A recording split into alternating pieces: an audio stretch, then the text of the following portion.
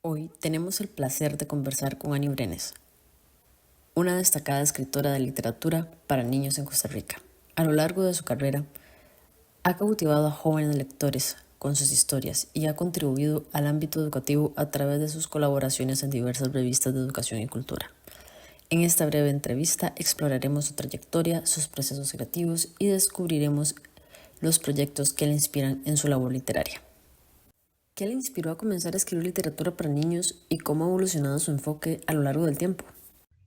De niña fui muy estimulada en esto de la lectura, la poesía, el cuento, de parte de mis tías y mi abuela, que era con quien yo me criaba. Y después siempre lo que fue en la escuela también me gustaba, incluso escribir cositas. Y mi sueño siempre fue ser maestra, entonces era como tener público, ahí el público ya listo, ¿verdad? Para lo que yo quería hacer. Pero sí, siempre vino esa motivación de leer y de escribir desde muy chiquita. Cositas como escriben todas las chiquitas, solo que ya yo lo hacía con una visión como de futuro, ¿verdad? Siempre pensaba en eso. No al punto que llegué a hacerlo, pero pues bueno, se dio. Son cosas de la vida y en realidad traía como el talento y encontré las oportunidades para poder hacerlo. En el transcurso del tiempo, cuando estudié educación, entonces ya no era solamente como a nivel de mis hijos, sino que tenía, como te dije, el público apto para utilizar la literatura. Y me di cuenta que la literatura era un arma, por decirlo, un instrumento maravilloso para el aprendizaje. Por muchas cosas, porque los niños pues manejan todas sus condiciones, ¿verdad? Su fantasía, el, el saber que creen que las cosas tienen vida, ¿verdad? El animismo. Y con ellos es fácil utilizarla. Además, la enseñanza tradicional siempre es un poco aburrida porque es muy textual, muy conteste, muy solucione, mientras que con un poema, con un cuento, yo fui haciendo la prueba y me fue dando muchísimo resultado. Entonces, evolucionó en la parte educativa, pero también en la parte creativa ya nacieron otras obras que tenían otro sentido, otra dirección, la parte ambiental sobre todo que me encanta. Entonces, en ese camino me quedé. ¿Podría contarnos sobre algún libro o proyecto reciente del que esté especialmente orgullosa?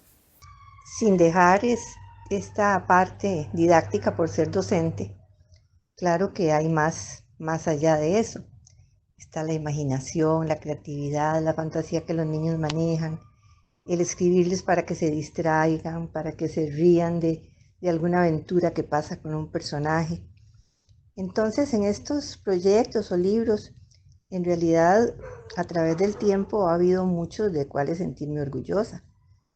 Muchos de los libros de literatura ambiental infantil en los que participó el Centro de Educación Ambiental fueron especialmente impresionantes a la hora de trabajarlos porque visitábamos escuelas, visitábamos comunidades para compartir con los niños.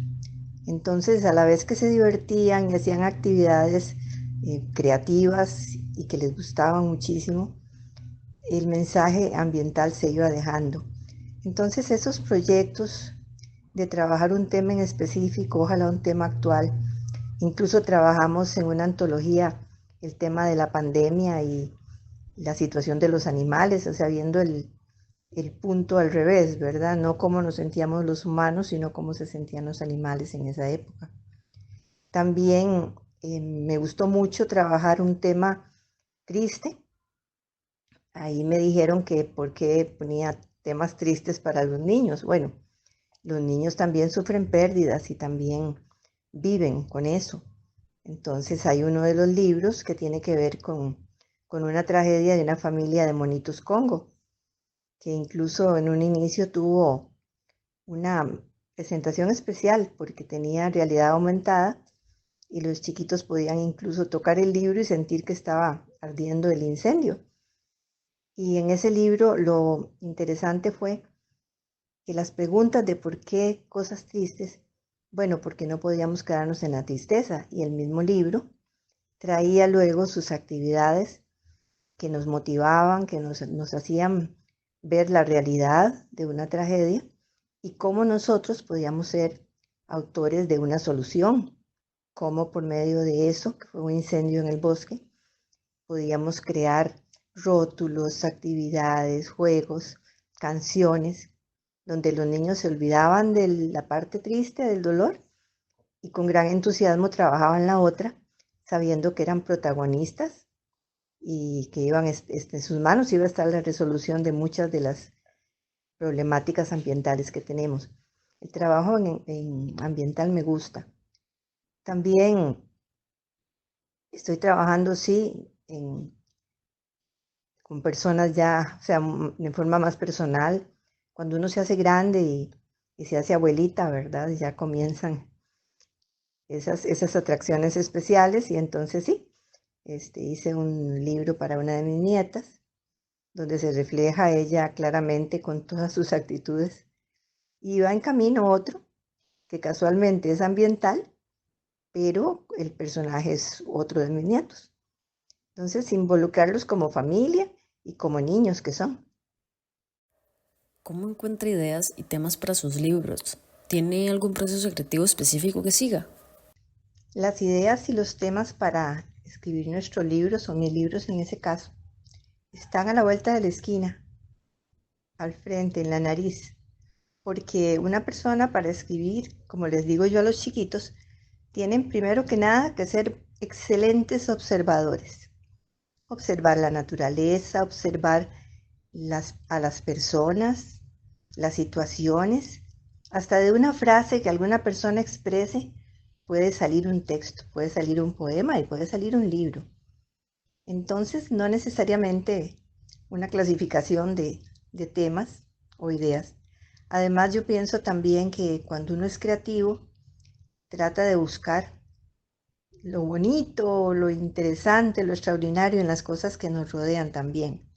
Lógicamente que con la naturaleza tenemos el mejor maestro, ¿verdad? Para aprender, o la mejor maestra en todas sus formas. Animales, plantas, agua, todo eso nos inspira. Pero como dije, también las personas que queremos, personas que conocemos o personas que imaginamos, porque otra de las características del escritor es la imaginación, dejar volar la imaginación. Quienes estamos en este camino tenemos ese don también, que podemos imaginarnos cosas y darle vida a cosas que a nadie se le ocurriría, ¿verdad? Todo tiene vida en nuestras manos y es parte del animismo también, de las características de los niños que por dicha todavía no se me han desaparecido, no las he gastado. Entonces, y el proceso creativo que uno sigue es cuando tiene idea de un motivo, de algo que le llamó la atención, empieza a darle vueltas, a escribir pedacitos. Yo les recomiendo también que siempre anden con una libretita, con un papelito y un lápiz, porque a veces somos como un jardín y las ideas son como mariposas y andan por allá y por acá volando. Algunos las espantan, otros las aceptan y después los que las espantaron no las van a encontrar. Y el proceso creativo se da mucho por sí. En mi caso, se da como por un encadenamiento. Cuando inicio, pongo características de algo, pongo ideas de lo que me gusta y luego las empiezo a unir, a adornar, a acomodar, a darles forma. Y es muy bonito porque la palabra te ayuda. La palabra se va acomodando donde ella quiere. Y como uno es buen lector, entonces pues tiene un saco de palabras, un saco de adjetivos, de sustantivos, de muchos términos, ¿verdad? De muchas palabras que te ayudan a ordenar y te ayudan a adornar. Entonces entramos con las figuras literarias y ni para qué, ¿verdad? Si no leyéramos nunca, si no tuviéramos ese bagaje, esa carga guardada, sería un poco más difícil. Y desde luego yo siempre he pensado que así como Dios da talentos de diferentes maneras desde que llegamos a la tierra, Unos cantan, otros juegan, otros pintan, otros escribimos. Y entonces hay que definir muy bien si realmente eso es lo que nos gusta, porque no todas las personas, por eso no se pueden obligar, o un niño, por ejemplo, o un aula, y que querer que todos hagan lo mismo. Por eso hay variedad, y la poesía como va de la mano con la pintura, con el dibujo, con la música, con la canción, entonces podemos hacer un círculo muy creativo y lo orgullosos que se sienten los niños cuando escriben algo. ¿Qué desafíos ha enfrentado en su carrera como escritora y cómo los ha superado? Como en toda carrera o en todo trabajo que hagamos, pues sí se nos presentan. En muchas ocasiones pasamos momentos de desierto, estamos como apagaditos, ¿verdad? No queremos y no podemos forzarnos. Yo pienso que las cosas se están acomodando en el cerebro y en el corazón. Pero sí también a veces desafíos o malos momentos, tal vez cuando estamos muy ilusionados con un trabajo, con una obra y la presentamos en alguna actividad, se presenta y resulta que te la rechazan o como todos, ¿verdad? Sobre gustos no hay nada escrito, entonces pues uno piensa que lo que hace está muy bonito y tal vez a otra persona no le gustó, con toda la ilusión y hay que volver a empezar. Pero como el público meta, en el caso de nosotros, o en el caso mío, son los niños, son los seres más lindos y más agradecidos. Es lindo, como si ellos fueran los jurados, ahí no habría problema. Yo creo que todos los escritores por ahí podrán decir algo parecido, porque ellos son muy sinceros, muy honestos. Yo he escrito libros con ayuda de los niños, cuando he tenido grupos de trabajo o grupos en la escuela. Es maravilloso cómo ellos son unos grandes críticos y te dicen eso no, eso sí, cambia el nombre, ¿por qué pasó tal cosa? No, mejor no. O sea, te van haciendo pequeños cambios y no porque yo sea la más grande o sea la escritora voy a decir que ellos no tienen nada que ver. Voy incluyendo todas esas correcciones porque al final, si ellos son el público meta, ¿para quién más voy a escribir? Pero los desafíos así como, no, pues a veces uno con mucha ilusión o va a un concurso también y resulta que pues no fuiste aceptado, entonces hay que volver a empezar, te gusta. O cuando te rechazan una obra ya por razones más personales, ¿verdad? Y a veces dura mucho tiempo en una editorial un trabajo y uno deseando que nazca su hijo, al final te dan la noticia que no se pudo, o que no es apto, o que no les gusta. Pero aparte de eso, el hecho de ver un niño leyendo tu libro, que te mandan un audio, que te mandan un video de los niñitos, ahora así recién, con la anexión de Guanacaste, he recibido varios videos de niños que no conozco y son tan lindos, representando una poesía alusiva a la fecha y con aquella emoción que se la aprendieron. Mi propia nieta también, que tenía que aprenderse algo y de pronto se dio cuenta que era de abuelita. O sea, ahí los desafíos se van, ¿verdad? Se van porque te queda más que todo la satisfacción. Lo mismo con los docentes cuando reconocen que lo que haces les es útil también.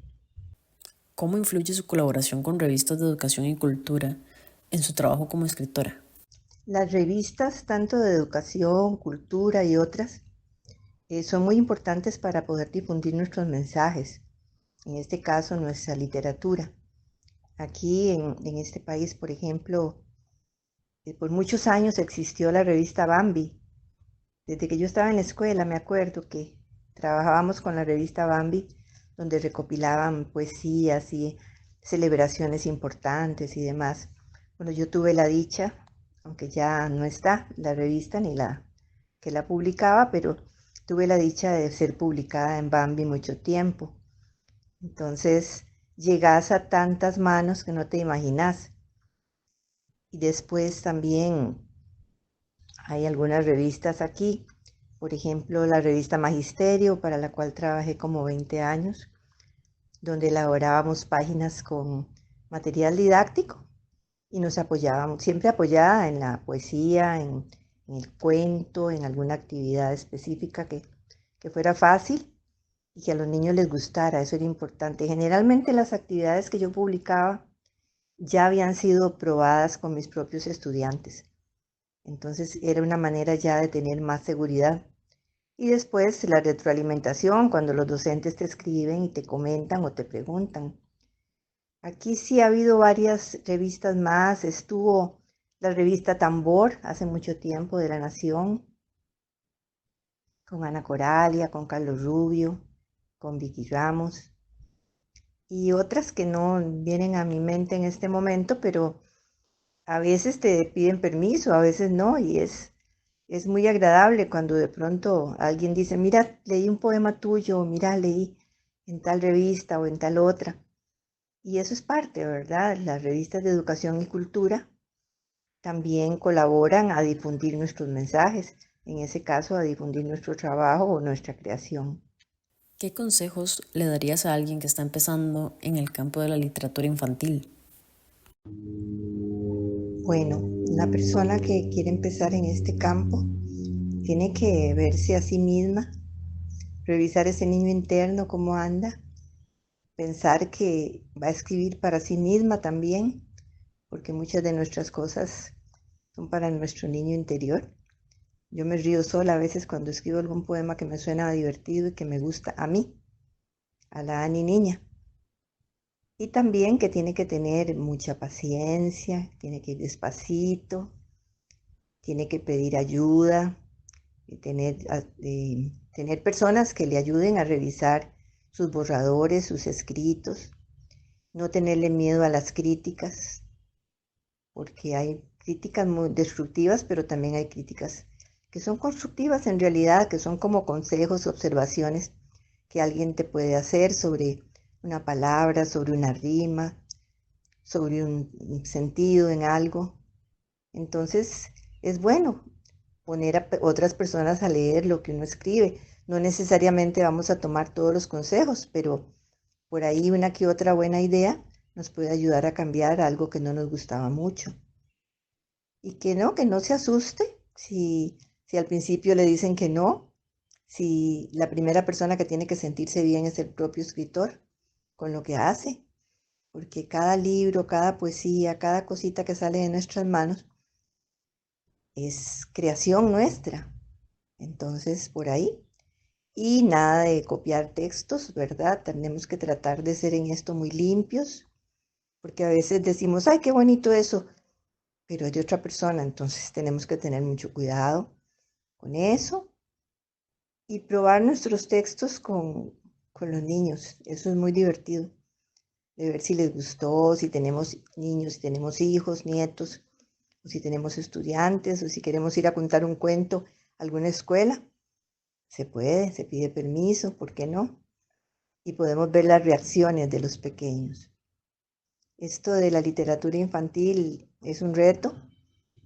Somos muy criticados por algunas cuestiones, pero al menos en mi caso, yo me siento muy orgullosa de ser lo que soy.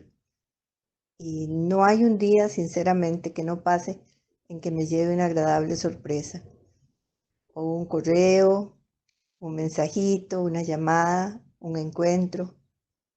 Y va sumando. Entonces ahí es donde se te dice, sí, estás en el buen camino, vas bien. Y como todo, como decía Sancho y Don Quijote, ¿verdad? Que decía, ladran los perros, Sancho, señal de que cabalgamos.